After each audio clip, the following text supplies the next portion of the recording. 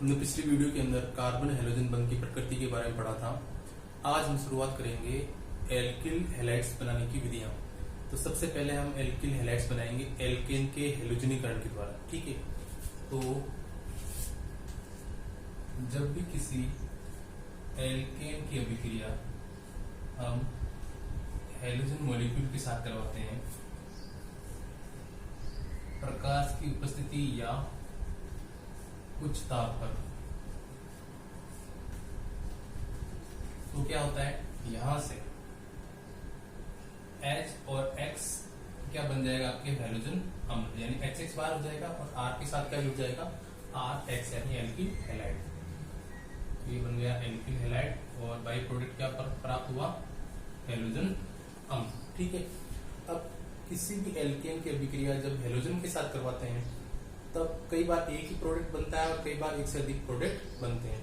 तो प्रोडक्ट का बनना एल्केन में उपस्थित हाइड्रोजन की प्रकृति पर निर्भर करता है। तो किसी भी एल्केन में हाइड्रोजन जिस कार्बन के साथ जुड़ा है उसके आधार पर हाइड्रोजन को 3 भागों में वर्गीकृत किया गया है, प्राथमिक हाइड्रोजन, द्वितीयक हाइड्रोजन और तृतीयक हाइड्रोजन। तो हम शुरुआत करते हैं कार्बन से।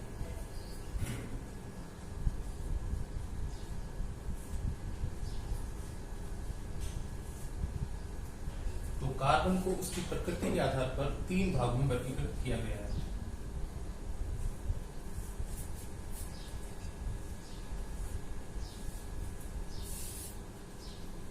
पहला है प्राथमिक कार्बन, दूसरा है द्वितीयक कार्बन,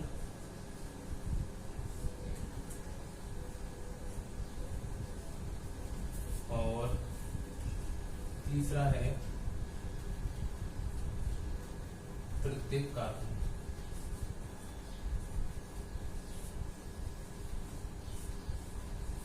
ठीक है, तो हम शुरुआत करते हैं प्राथमिक कार्बन से। तो ऐसा कार्बन जो पड़ोस में एक कार्बन के साथ जुड़ा होता है वो कहलाता है प्राथमिक कार्बन।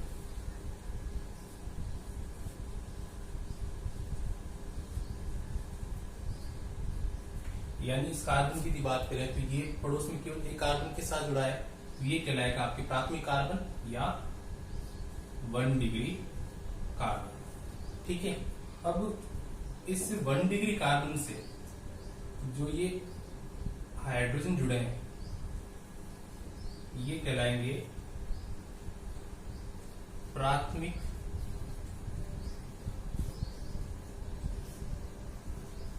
हाइड्रोजन, या इसे आप क्या कह सकते हो, 1 डिग्री हाइड्रोजन।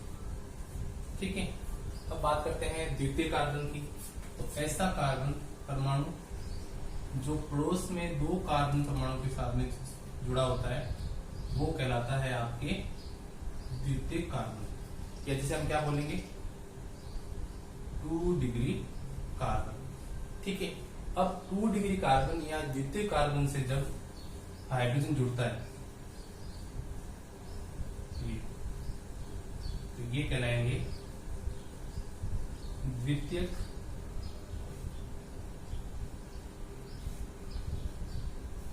हाइड्रोजन, या क्या कह सकते हो आप इसको, 2 डिग्री हाइड्रोजन। ठीक है, तो ये कहानी हुई प्राथमिक कार्बन की और द्वितीय कार्बन की। अब बात करते हैं तृतीय कार्बन की। तो ऐसा कार्बन परमाणु जो पड़ोस में 3 कार्बन परमाणु के साथ में जुड़ा होता है तो वो कहलाता है आपके तृतीय कार्बन, जैसे आप क्या कह सकते हो, 3 डिग्री कार्बन। और 3 डिग्री कार्बन के साथ में जुड़ा हाइड्रोजन वो कहलाता है आपके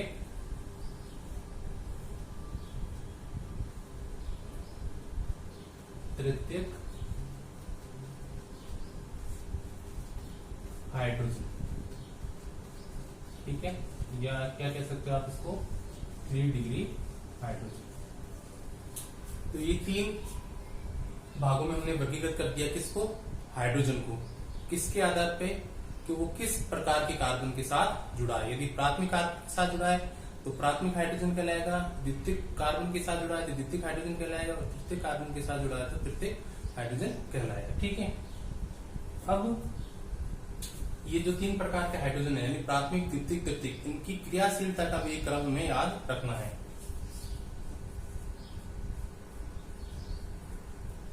उपरोक्त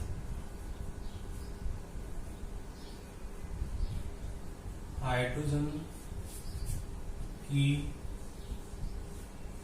क्रियाशीलता का क्रम,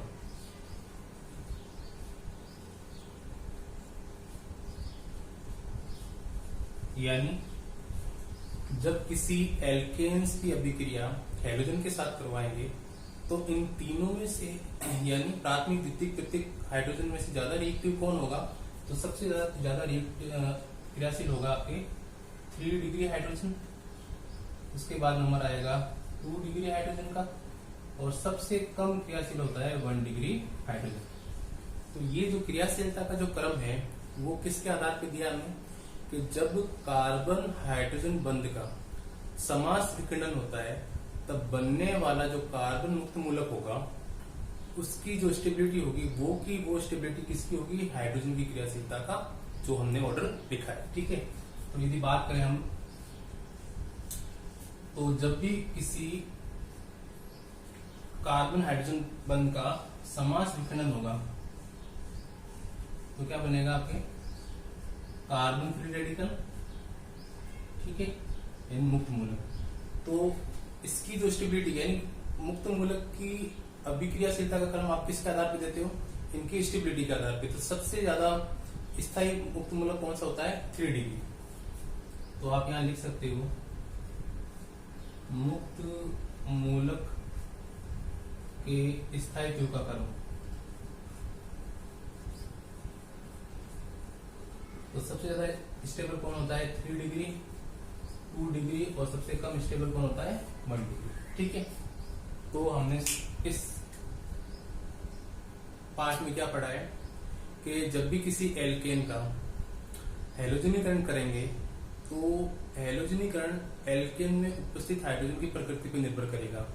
तो हाइड्रोजन जिस कार्बन के साथ जुड़ा है उसके आधार पर उसको 3 भागों में हमने वर्गीकृत किया है, प्राथमिक हाइड्रोजन, द्वितीयक हाइड्रोजन और तृतीयक हाइड्रोजन। ठीक है, उसके बाद इनकी क्रियाशीलता का क्रम क्या होगा? तृतीयक हाइड्रोजन सबसे ज्यादा क्रियाशील होगा, उसके बाद में सेकेंडरी, और उसके बाद में क्या होगा? प्राइमरी। ठीक है, ये जो क्रियाशीलता का क्रम है किसके आधार पर दिया? बनने वाले मुक्त मूलक के स्थायित्व के आधार पर। यानी सबसे ज्यादा स्थायी मुक्त मूलक कौन सा होता है? 3 डिग्री, फिर 2 डिग्री, और सबसे कम स्टेबल कौन सा होता है? 1 डिग्री। ठीक है, अब बात करते हैं इन हाइड्रोजन के आधार पर एल्केन को हमने 2 भागों के अंदर बांटा है। एक तो वो एल्केन जिसके अंदर समान प्रकार के हाइड्रोजन होंगे, जबकि दूसरे वाले में अलग अलग प्रकार के हमें हाइड्रोजन देखने को मिलेंगे।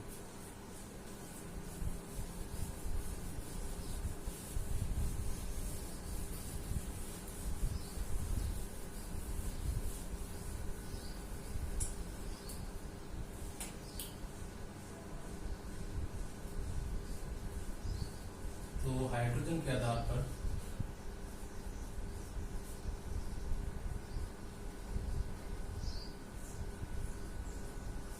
एल्केन्स को हमने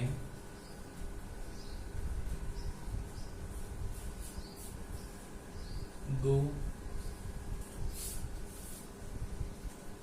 भागों में विभक्त किया है। ठीक है, पहला भाग है जिसमें आपको एक ही प्रकार के हाइड्रोजन देखने को मिलेंगे, यानी समान प्रकार के हाइड्रोजन वाले एल्केन। जबकि दूसरे टाइप में क्या होगा? असमान प्रकार के हाइड्रोजन वाले एल्केन। ठीक है, तो हमने जो अभी हाइड्रोजन पढ़े थे प्राथमिक, द्वितीयक और तृतीयक, उसके आधार पर एल्केन को हमने 2 भागों में बांट दिया। पहला समान प्रकार के हाइड्रोजन रखने वाले एल्केन, और दूसरा असमान प्रकार के हाइड्रोजन रखने वाले एल्केन। तो हम शुरुआत करेंगे सबसे पहले समान प्रकार के हाइड्रोजन रखने वाले एल्केन से। ठीक है,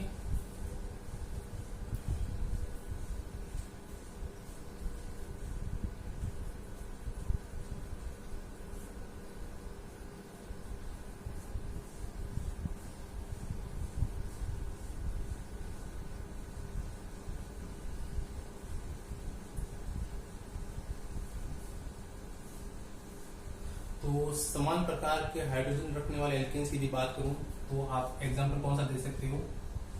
सबसे पहले मेथेन का, CH4 का। अब आप इसकी अभिक्रिया जैसे आप Cl2 के साथ कराओगे तो किसी भी हाइड्रोजन को आप रिप्लेस कर दो क्लोरीन के साथ में तो सेम प्रोडक्ट आपके बनेगा। तो ये आपको हो जाएगा CH3Cl। ठीक है, यानी किसी भी हाइड्रोजन की अभिक्रिया आप क्लोरीन के साथ कराओगे तो आपको सेम प्रोडक्ट देखने को मिलेगा। दूसरा आप एग्जांपल ले सकते हो CH3CH3 यानी एथेन का।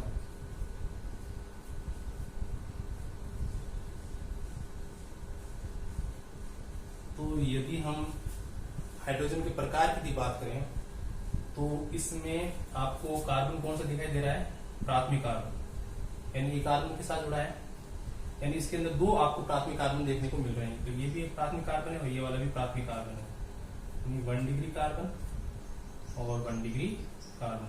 और 1 डिग्री कार्बन के साथ जुड़े हुए हाइड्रोजन क्या कहलाते हैं? आपके 1 डिग्री हाइड्रोजन। तो इसके अंदर जो जितने भी हाइड्रोजन जो है वो सारे आपके कौन से हैं? 1 डिग्री हाइड्रोजन है। तो किसी भी हाइड्रोजन की अभिक्रिया जब आप क्लोरीन के साथ कराओगे तो आपको सेम प्रोडक्ट देखने को मिलेगा। ठीक है, तो ये आपके बन जाएगा CH3CH2Cl, यानी समान प्रकार के क्या है इसके अंदर हाइड्रोजन। ठीक है, तो ये तो कहानी हमने पढ़ ली समान प्रकार के हाइड्रोजन रखने वाले एल्केन्स की। ठीक है, अब बात करते हैं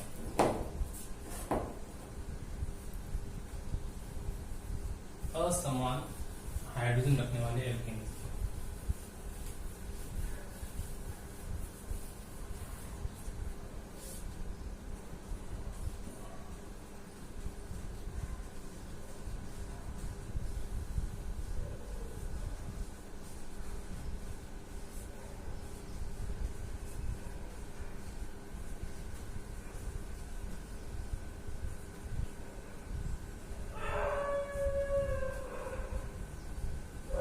ठीक है, तो इसके अंदर हमें एग्जांपल याद रखना है।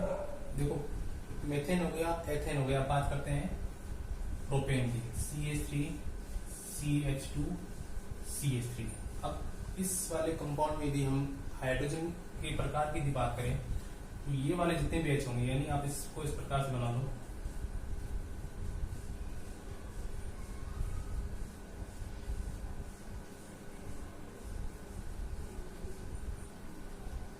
इसमें कितने प्रकार के हाइड्रोजन आपके?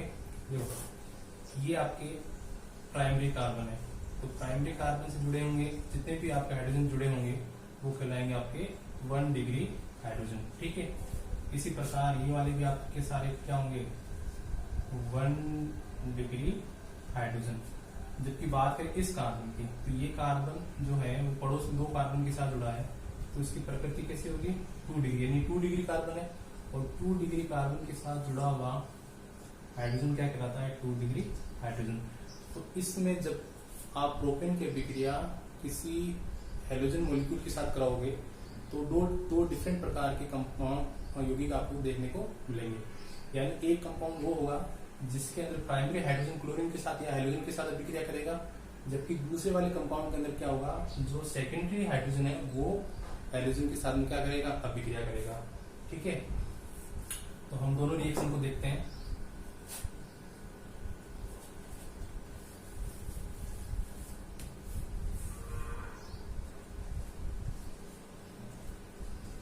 पहली अभिक्रिया के अंदर हम जो प्राइमरी हाइड्रोजन है उसकी अभिक्रिया करवाएंगे हम Cl2 के साथ में। ठीक है, तो यहां से HCl बाहर हो जाएगा और CH2 के साथ क्या जुड़ जाएगा, Cl। तो ये बन जाएगा CH3CH2 Cl, यानी 1-क्लोरोप्रोपेन। ठीक है, यानी ये प्रोडक्ट ये ए हो गया। अब बात करते हैं सेकेंड वाली रिएक्शन की।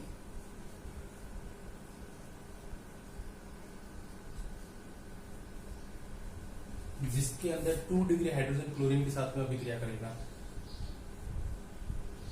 तो यहां से HCl अलग हो जाएगा, तो प्रोडक्ट क्या बनेगा, CH3CHCl यानी 2-क्लोरोप्रोपेन। अब यदि आपसे इन दोनों में से ये पूछ ले कि ज्यादा मात्रा में कौन बनेगा, तो ज्यादा मात्रा में कौन बनेगा, 1-क्लोरोप्रोपेन बनेगा या 2-क्लोरोप्रोपेन बनेगा। तो इसमें हमें पता है कि हाइड्रोजन की जो क्रियाशीलता होती है, यानी प्राथमिक द्वितीयक और तृतीयक हाइड्रोजन की जो क्रियाशीलता होती है, उनका क्रम क्या होता है, सबसे ज्यादा 3 डिग्री, फिर 2 डिग्री H, और सबसे कम क्रियाशील कौन होता है, 1 डिग्री H। तो जो 2 डिग्री H है ये वाला, ये पहले रिएक्शन करेगा, यानी ज्यादा मात्रा में रिएक्शन करेगा, तो आपकी जो ये 2-क्लोरोप्रोपेन है ये अधिक मात्रा में बनेगा, क्योंकि इसके अंदर आपके कौन सा हाइड्रोजन है, 2 डिग्री हाइड्रोजन। ठीक है, तो ये हमने पढ़ा असमान प्रकार के हाइड्रोजन वाले एल्केन्स की हाइड्रोजन के साथ में अभिक्रिया। तो इसके अंदर ज्यादा मात्रा में वो प्रोडक्ट बनेगा जिसकी क्रियाशीलता को, जैसे ना 3 डिग्री, यदि 3 प्रकार के हैं तो 3 डिग्री ज्यादा मात्रा में बनेगा, उसके बाद में 2 डिग्री बनेगा, और सबसे कम मात्रा में कौन बनेगा, 1 डिग्री बनेगा। ठीक है, बात करेंगे हम हैलोजन की। एल्केन की बात कर ली, अब बात करेंगे हैलोजन की।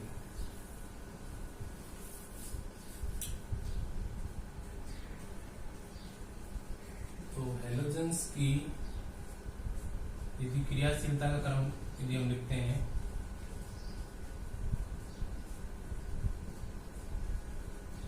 तो सबसे ज्यादा रिएक्टिव कौन सा होता है, फ्लोरीन, उसके बाद में क्लोरीन, उसके बाद में ब्रोमीन, और सबसे कम रिएक्टिव कौन होता है, आयोडीन। ठीक है, तो ध्यान रखना, जब भी एल्किल हैलाइड की अभिक्रिया फ्लोरीन के साथ करवाते हैं तो ये अभिक्रिया विस्फोटक प्रकृति की होती है। क्यों? क्योंकि ये जो अभिक्रिया होती है ये उच्च ताप वाली ऊष्मा सेपी अभिक्रिया होती है। ठीक है, तो जनरली फ्लोरीन का हम यूज नहीं करते हैं। अब क्लोरीन और ब्रोमीन की बात करें तो क्लोरीन की क्रियाशीलता अधिक होने के कारण इसकी वर्णात्मकता यानी सिलेक्टिविटी क्या होती है, कम होती है।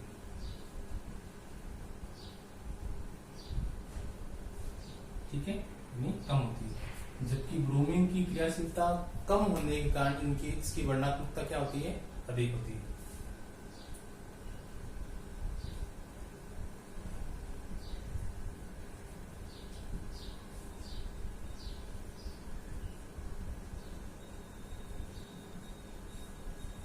और आयोडीन की रिएक्टिविटी वैसे भी क्या होती है, कम होती है। तो मोस्टली हैलोजनीकरण के अंदर हम किसका यूज करते हैं, क्लोरीन और ब्रोमीन।